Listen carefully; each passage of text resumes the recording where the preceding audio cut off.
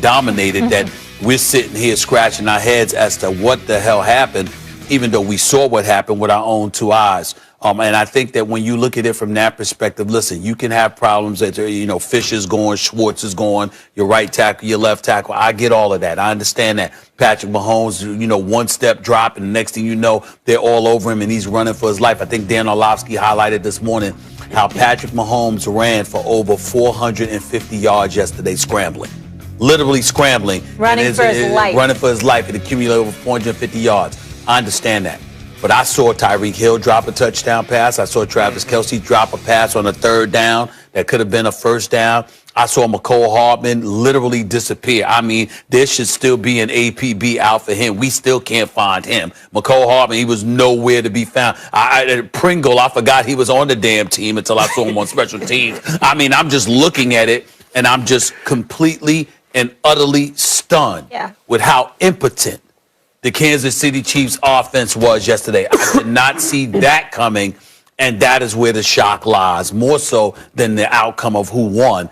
I'm shocked at how ridiculously ineffective their offense was. I can't say I was shocked, honestly. I thought the Chiefs should have been underdogs, but that Patrick Mahomes would be Superman and would make up for it and come from behind to win, as he normally does in the playoffs. All last season, double digits down, but it was different because, Stephen A., you pointed it out, he was missing 3/5 of his offensive line, 2 of them Pro Bowl caliber tackles. And as a result, Todd Bowles got pressure more than at any point in Super Bowl history last night. He was pressured on over 50% of his dropbacks, Patrick Mahomes. And they blitzed in under 10% of his dropbacks. You know what that means? Not only is he almost always running for his life, but no one's open because they only have to send 4. It was a mismatch on the line of scrimmage. Actually, both sides of the ball. Tom Brady had all day. And by the way, the Bucs offensive line, top 5 all year. They were healthy and they were playing really, really well. So I can't say I was shocked.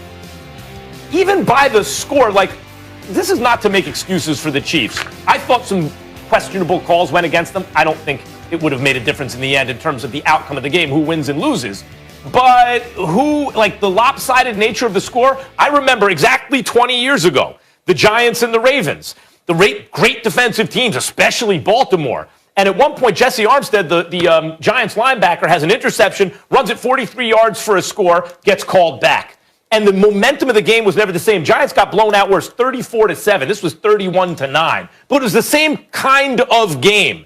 It's not that those calls would have changed the outcome, but I think it changes the lopsided nature of the game. And then when you consider Mahomes was Superman, in spite of everything I just said, running for his life, guys, he hit 2 receivers in the end zone, in the face with the football. One of them was Tyreek Hill, got hit in the face. And it was after he was on the run. You just saw the highlights. One time, he's parallel to the ground. Honestly, when I think of the greatest throws I've ever seen, that's going to come to mind as among the most incredible plays I've ever seen. Also, hit the receiver in the end zone in the face. Now, do I think they win the game if those things happen? No, but I think when you are in a game like that, when you are overmatched on the line of scrimmage, when some calls, including one on an interception that are kind of ticky-tack, go against you, another PI goes against you, and it's kind of ticky-tack, you also can't have receivers dropping balls in the end zone, but that's what happened, and so you had a lopsided score. I can't say I'm shocked. Max, you have to be shocked, though, because to say all of that, what you just said, right, to say that they drop balls that they normally catch, that Patrick Mahomes was Superman like you expected him to be, to say that they got some bad calls, these are all things that are unexpected. These are all things that you can't count on, and these were the things that went into the score. Yeah, when we come into this game, we knew, and I said it last week, I thought the Tampa Bay Buccaneers had the better roster. I thought the Kansas City Chiefs were the top-heavy team. And that top-heaviness included Patrick Mahomes. And because of that, that's why I picked the Kansas City Chiefs. I thought that the Tampa Bay Buccaneers would play defense better. I thought that the Tampa Bay Buccaneers would run and play action them offensively. But I said, in the end, Patrick Mahomes is going to find a way to win this game, which meant even if they lose, that it was a fight, that it was close. This is the easiest Super Bowl championship Tom Brady's ever had. Tom Brady barely had to play in the second half because Patrick Mahomes was running for his life. Tom Brady spoke this morning and he was kind of talking about being clean and having a clean pocket and how when that happens, things are relatively easy for him. He was basically saying, look, when I'm clean, can't none of y'all fool with me. He said, but then when I look out on the field and I see the other guy running for his life, I see the other guy having to move before he even gets the ball, then I know that that dude's having a bad day. Basically, you know what he was saying? I'm glad I wasn't Patrick Mahomes last night, because what we saw is something that no quarterback in this league could have overcome. I think there are two quarterbacks in the world that play football right now that can be under the pressure that Patrick Mahomes was under last night and make it look even as good as he did. That's Patrick Mahomes and that's Deshaun Watson. Nobody else in the world could have got out of some of those situations, made some of those throws that the Kansas City Chiefs in turn dropped the football on. Not the way he was maneuvering in the pocket, not the way that he was running around. We saw Aaron Rodgers under this type of pressure from the Tampa Bay Buccaneers in week 6. He didn't do this, right? He didn't make these plays. He didn't give his team these opportunities. And so when I looked at that game last night, the way that Todd Bowles adjusted, see, last night doesn't happen if week 12 doesn't happen. If the Tampa Bay Buccaneers don't line Carlton Davis up from across Tyreek Hill and say, you know what? That didn't work. If the Tampa Bay Buccaneers don't sit one safety in the middle of the field and say, you know what, that didn't work. They absolutely changed everything they were week 12, everything they were through 3 weeks of the playoffs defensively. And what they did offensively was what we saw them adjust to the last 3 quarters against the Kansas City Chiefs the first time. This was the perfect opponent, the perfect time, with the perfect pieces missing for the Kansas City Chiefs. The only reason we gave them a chance was Patrick Mahomes. You know why? We have never seen him come up short. For the first time, I felt like Patrick Mahomes was looking down at Andy Reid this way, and because he was a little dazed, because he was a little confused, he was probably seeing Cliff Kingsbury. Because the last time that he's looked this inefficient, the last time he's looked this dumbfounded, he was at Texas Tech, and he was a freshman.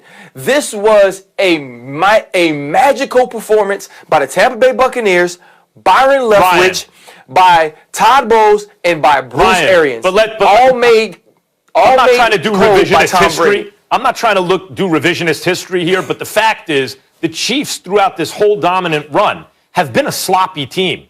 They have given up huge early, they've found themselves in huge early deficits. All last play. Listen, they beat Tom Brady on the Patriots, if not for a pre-snap penalty. He threw an interception, game over. Pre-snap penalty on the defense. Mahomes never touches the ball. That's sloppy, especially under those circumstances. All last year in the playoffs, they're down double digits. That's sloppy. They had to come back from it. And in this game, they played a sloppy game. The difference is Mahomes' talent and Tyreek Hill and obviously Andy Reid's coaching and, of course, Travis Kelce, that has been able to overcome. But when you play sloppy, and you have a mismatch at the line of scrimmage. Really, both sides of the ball. It was a mismatch. It's too much. Well, first of all, you knew that when you picked Kansas City to win this game, Max. You focused on those things to pick this game. Now, I know you like to hedge your bets. You just ain't getting away with it this morning. This is what you do best. I mean, you're gifted. I mean, my God, nobody hedges their bets better than you. But having said all of that, it's like this. The Kansas City Chiefs did have 11 penalties for 120 yards. 7 or 8 of them came in the first half for 80 yards. So the sloppiness that you alluded to definitely is typified there. Remember, Tyrann Mathieu, the Honey Badger, he had an interception, but that was brought back because of a holding penalty. Can we talk about that holding penalty too? Yeah, we can talk about it, but in the end, again, the beatdown is the beatdown. There was a holding penalty. There was a neutral zone infraction on the made field goal, and Tom Brady comes back because it gives him a first down. On the very next play, he hits Gronk for the 17-yard touchdown pass.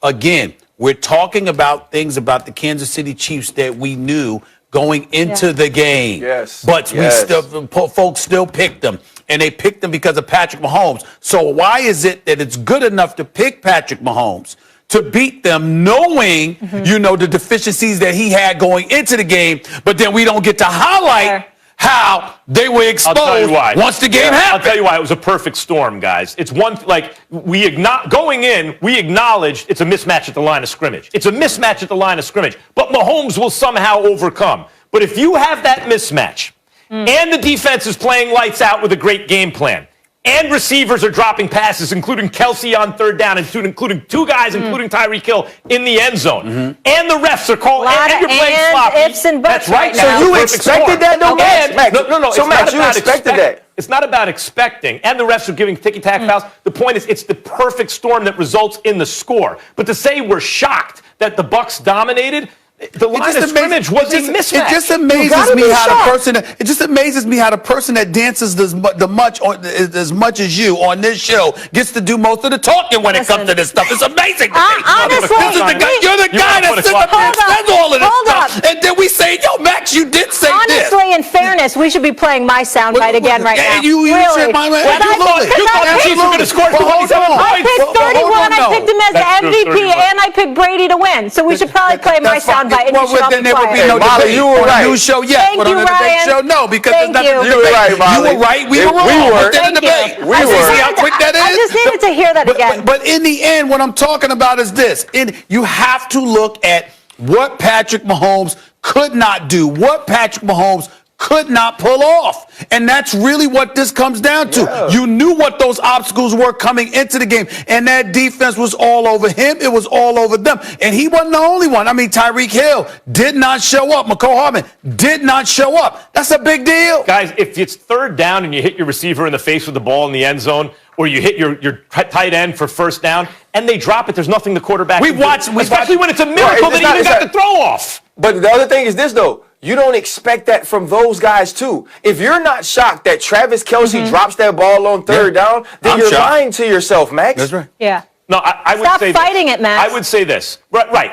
Travis Kelce, I expect to catch that ball. The other two in the end zone were more difficult catches. I still expect Tyreek Hill to come down with it. I would say this. The 31-9 score is like, whoa, that is shocking. Yeah. Not even one touchdown scored. But the idea that Tampa would have a dominant victory by a wide margin, I can't say I was shocked. It was a mismatch at the line of scrimmage. So you were shocked. You would be shocked by. You would not be shocked by the fact that they had a dominant victory, but you're shocked by a 31-9 score. What I'm saying is, isn't that a dominant victory? How can you be shocked but not shocked? Because you figured they'd score a touchdown. I'm just saying. Let's move on. But not shocked. This is getting embarrassing. The point is that I expected them to have to come back from a big deficit, and Mahomes would engineer a victory. Exactly. That he didn't engineer the victory, I can't say is shocking, because he did everything in his power to do it. It just didn't come together. It says by the beat down. Wait, let me say, everybody's going to remember the Super Bowl that Brady beat Mahomes, and Max is going to remember that parallel throw by Patrick Mahomes. That's what By the way, everyone remember that too. I'm not the only